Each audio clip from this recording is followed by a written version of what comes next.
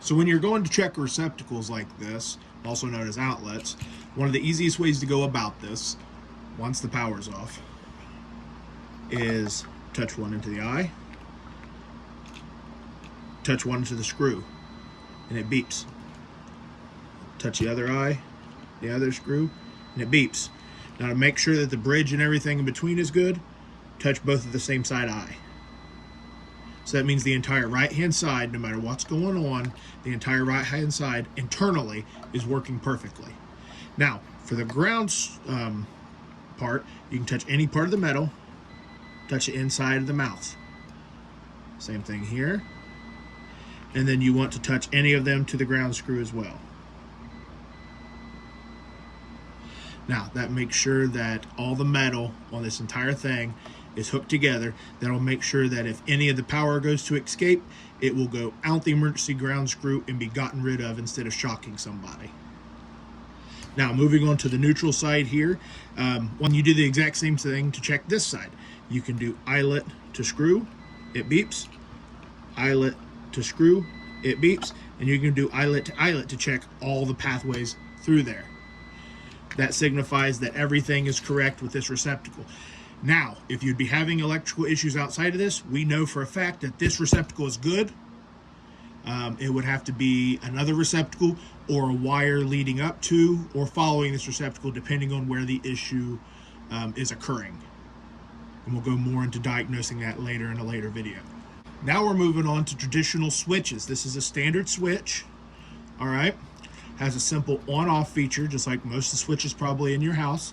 It also has a ground screw, and another way to test that is touch any part of the metal and the ground screw, and that makes sure that any power that tries to escape goes out of it. Now, one problem we have with these is the neutral wire is usually in a wire nut, so until you start taking stuff apart, it's awfully hard to do a basic voltage test with these.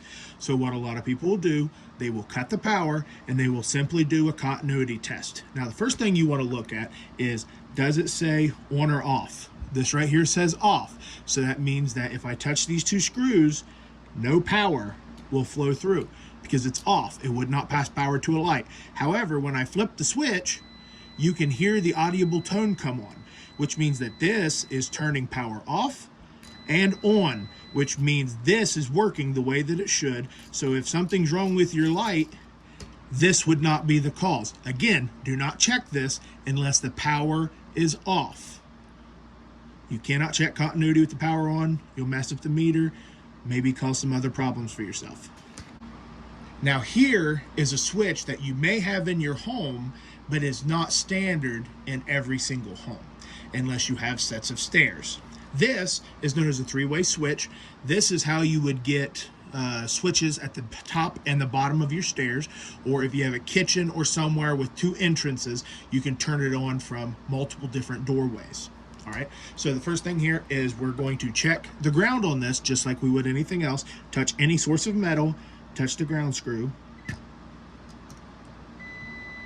and it beeps. That signifies that the ground would be good on this. Again, that does not necessarily guarantee that it's working right, but it would also guarantee that if anything was to fail on this later, that the ground does have a path out.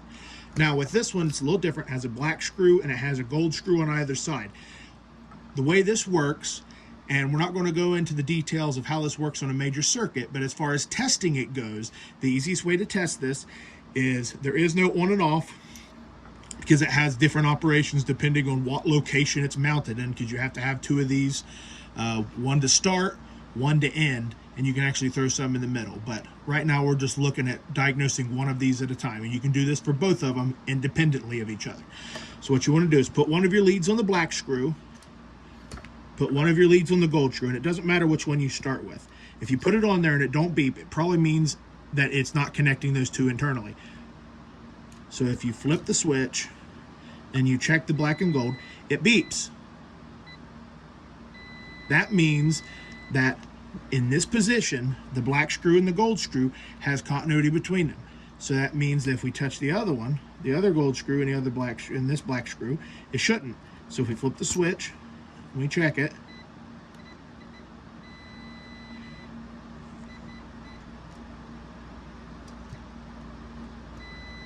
Sometimes it's hard to get a good connection on these freshly painted ones because these are brand new. These have never been installed, so I know all these are good.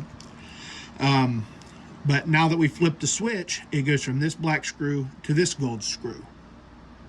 And it tells you that one direction it passes between this black screw and this gold screw, the other direction it passes between this black screw and this gold screw. So the black screw touches one or the other at all times on a three-way switch.